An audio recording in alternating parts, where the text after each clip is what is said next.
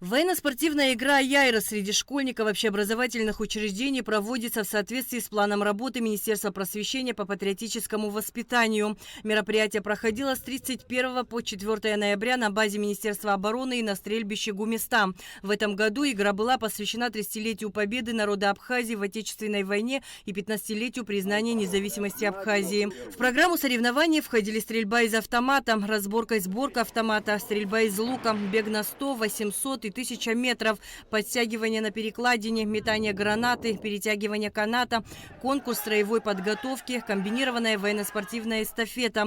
В соревнованиях приняли участие сборные команды городов и районов Абхазии. Ощущение, будто на самом деле вот что-то армейское такое. Все это интересно, как мы подготавливались, как мы собирали, разбирали автоматы на скорость, все это, подготовка, стрельба из лука. Тоже первый раз стреляла, очень понравилось, интересно. Оставались на 5 дней, сдружились со всеми, стали командой, дружной стали командой.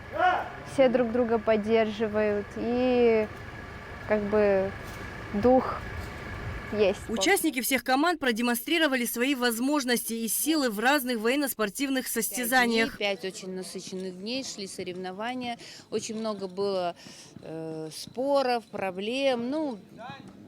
Есть виды спорта, которые можно очень четко отсудить, то есть где есть фактически там секунды, минуты и так далее, количество раз, а есть где очень много такое, субъективное, скажем, мнение.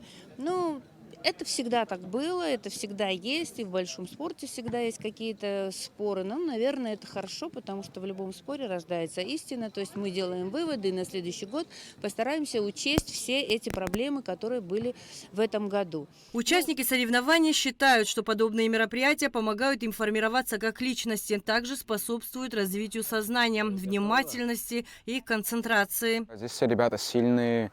Польза здесь это, конечно, развитие молодежи, патриотизм, это подготовка к будущему.